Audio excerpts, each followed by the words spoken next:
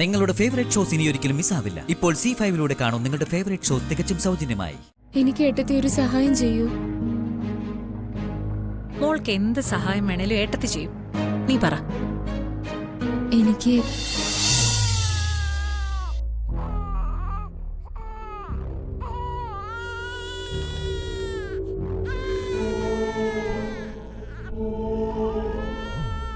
ഇത് വലിയ ശല്യമായിരുന്നു.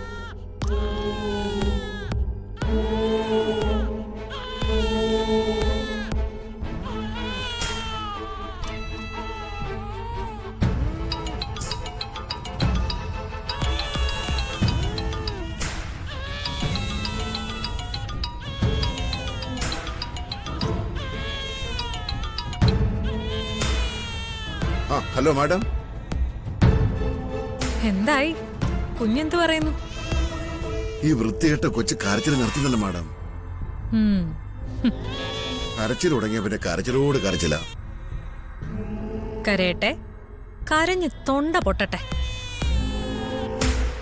അതൊന്ന് നേരിട്ട് കേൾക്കണമെന്നുണ്ടായിരുന്നു. ഒരു സംഗീതത്തിനും തരാൻ കഴിയാത്തത്ര ആനന്ദം ആ കരച്ചിൽ കേട്ട് എനിക്ക് കിട്ടുന്നുള്ളത് ഉറപ്പാ. വല്ലാത്തൊരു കുരുക്കില്ല മാഡം എന്നെ കൊണ്ടിട്ടത്. ഞാൻ മാഡത്തിനെ വിളിക്കാം. ഇതിന്റെ കാറെല്ലാം നിർത്താൻ പറ്റും നോക്കട്ടെ.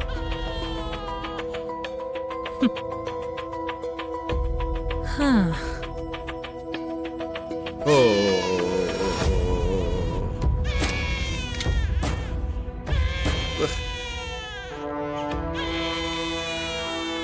ഇങ്ങോട്ടാ നാശം. നിങ്ങൾ എന്തിനാ മോളെ ഇങ്ങനെയൊക്കെ പറയുന്നത്? ഞാൻ ഗർഭിണിയായിരുന്ന സമയത്ത് ഇങ്ങനെയൊന്നും അല്ലായിരുന്നല്ലോ സ്നേഹപ്രകടനം. അറിയാലോ എവിടെയൊക്കെ പോയി നേർച്ച ഇട്ടിട്ട് കിട്ടിയതാന്ന്. നമ്മുടെ കണ്ണീര് കണ്ടിട്ട് ഈശ്വരൻ തന്നതാ ഒന്നിനെ. അത് നിങ്ങൾ മറക്കരുത്. നീ എനിക്ക് ക്ലാസ് എടുക്കാൻ നിൽക്കാതെ അതിന്റെ കരച്ചിൽ നിർത്താൻ നോക്ക്. ഇത് കേൾക്കുമ്പോ ദേഷ്യം വരുന്നിരിക്കും.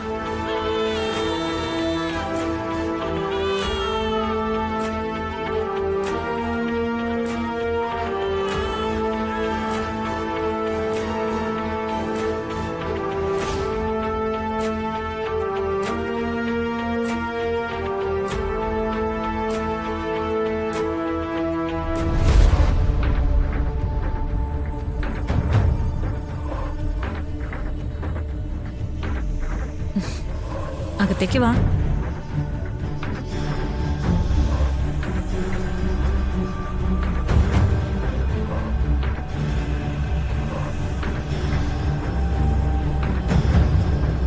എന്ത് കോലാ മോളെ ഇത്? നിന്റെ അവസ്ഥ ഏട്ടത്തിക്ക് മനസ്സിലാവും. എന്നുവെച്ച് നീ ഇത്രയ്ക്ക് തളർന്നു പോകേണ്ട കാര്യമുണ്ടോ? എനിക്ക് അറിയില്ല ഏട്ടത്തി, എന്താ പറ്റിയെന്ന് എനിക്ക് അറിയില്ല. ഏട്ടത്തിക്ക് എന്നെ ഏതെങ്കിലും രീതിയിൽ ഒന്ന് സഹായിക്കാൻ പറ്റൂ? ഏടത്തി ഉണ്ട് നിന്റെ കൂടെ. നിന്നെ ഇങ്ങനെ കാണുന്നത് ഏടത്തിക്ക് സഹിക്കാൻ പറ്റുന്ന കാര്യമല്ല. ഇതിനെല്ലാം കാരണക്കാരി ആ അർച്ചനയാ. അവളിപ്പോ സന്തോഷിക്കുന്നുണ്ടാവും. നിനക്കൊരു കാര്യം അറിയോ? അർച്ചനെ ആതിരെ ഇവിടെ ഉള്ളിടത്തോളം കാലം നിന്റെ വിവാഹം ഒരിക്കലും നടക്കാൻ പോകുന്നില്ല. അനക്കെ ഇഷ്ടമല്ലാത്ത കാലത്ത് അർച്ചന അവളുടെ വിവാഹം മുടക്കി. ഇപ്പൊ നിന്നെ ഇഷ്ടമല്ലാത്തോണ്ട് നിന്റെ. ഈ കുടുംബത്തിലേക്ക് ഇനി പുറത്തുനിന്ന് ആരും വരാൻ അവള് സമ്മതിക്കില്ല. എല്ലാരെയും മണിയടിച്ച് വെച്ചിട്ടുണ്ട് അവള്. ബാക്കിയുള്ളവരൊക്കെ പാവായതുകൊണ്ട് അവള് പറയുന്നത് എല്ലാം അങ്ങ് വിശ്വസിക്കും. എന്നെ അതിന് കിട്ടില്ല. മോളെ അതിന് കിട്ടരുത്. സ്നേഹം നടിച്ചും ചിരിച്ചു കാണിച്ചും കഴുത്തറക്കുന്നവള അർച്ചന. നീ അതറിയാൻ വൈകിപ്പോയെന്നേ ഉള്ളൂ. ഇനിയെങ്കിലും ഈ പാഠങ്ങളെല്ലാം ഉൾക്കൊണ്ട് വേണം നീ ജീവിക്കാൻ. എനിക്ക് മനസ്സിലാവുന്നുണ്ട് ഏട്ടത്തിയല്ല. എനിക്ക് ഏട്ടത്തി ഒരു സഹായം ചെയ്യൂ. മോൾക്ക് എന്ത് സഹായം വേണേലും ഏട്ടത്തി ചെയ്യും. നീ പറ. എനിക്ക് ധനുഷിനെ ഒന്ന് കാണണം. അവനോട് കുറച്ചു നേരം സംസാരിക്കണം.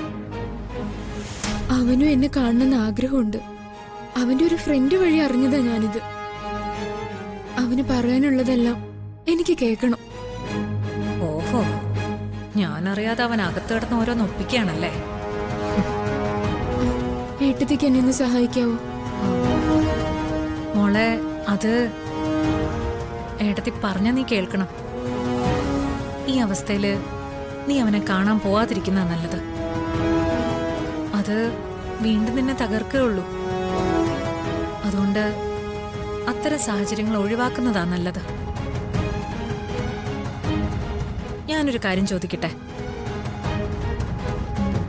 നിനക്ക് അവനെ അത്രയ്ക്ക് ഇഷ്ടമാണോ? നീ ഇപ്പോഴും അവനെ സ്നേഹിക്കുന്നുണ്ടോ? എനിക്ക് ഒരിക്കലും അവനെ മറക്കാൻ പറ്റില്ല ഏട്ടത്തി. ഞാൻ അത്രയും അവനെ സ്നേഹിച്ചു പോയി. എന്റെ ഇതെന്ന് കരുതി ഞാൻ സ്നേഹിച്ചതല്ലേ, വിശ്വസിച്ചതല്ലേ. എങ്ങനെയാ എനിക്ക് മറക്കാൻ പറ്റുന്നേ? അവനോടൊപ്പമുള്ള നല്ലൊരു ജീവിതം, അത് സ്വപ്നം കണ്ടല്ലേ ഞാൻ ജീവിച്ചത്. എങ്ങനെയുള്ളവനായാലും അവനെ ഞാൻ മനസ്സിൽ കൊണ്ട് നടന്നതല്ലേ. എത്രയൊക്കെ മറക്കാൻ ശ്രമിച്ചിട്ടും മനസ്സിൽ നിന്ന് മായുന്നില്ല അവനും അവന്റെ ഓർമ്മകളും. ഒന്നും ഉറങ്ങാൻ പറ്റുന്നില്ല, കണ്ണടച്ച അവന്റെ മുഖം മുന്നില്. എനിക്ക് ഉറപ്പാ, ഇങ്ങനെ പോയ എനിക്ക് ഭ്രാന്ത് പിടിക്കും. മരിക്കാൻ പേടിയായോണ്ട. അല്ലായിരുന്നെങ്കിൽ ഞാൻ എന്തെങ്കിലും ചെയ്ത് ഈ ജീവിതം ഒന്ന് അവസാനിപ്പിച്ചേനെ. എനിക്കറിയാം നീ ഏത് അവസ്ഥയിലാണുള്ളതെന്ന്. അത്രമേൽ ഇഷ്ടപ്പെട്ട ഒരാൾ കൺമുന്നിൽ നഷ്ടപ്പെട്ടു എന്ന് വരുമ്പോ ഹൃദയം നുറുങ്ങിപ്പോവും നമ്മുടെ.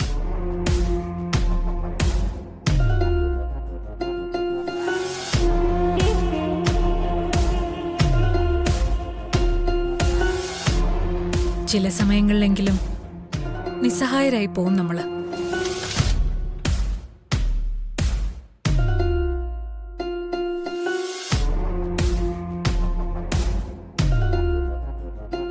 അവനെ നമുക്ക് കിട്ടാൻ എന്തു വഴിയും സ്വീകരിച്ചു എന്നിരിക്കും.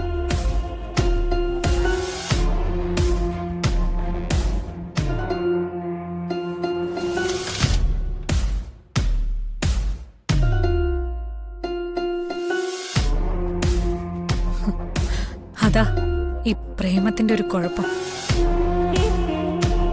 അത് ആദ്യത്തേത് കൂടിയാണെങ്കിൽ വേദന വളരെ കൂടുതലുമായിരിക്കും. അതാ മോൾക്കിപ്പോ ഈ അവസ്ഥ വന്നത്. ഒന്ന് ഉറങ്ങാൻ, ശാന്തമായിട്ടൊന്നിരിക്കാൻ ഓർമ്മകൾ നമ്മളെ സമ്മതിക്കില്ല. ഡൗൺലോഡ് ചെയ്യൂ C5 ആപ്പ്. കാണൂ എല്ലാ എപ്പിസോഡുകളും സൗജന്യമായി.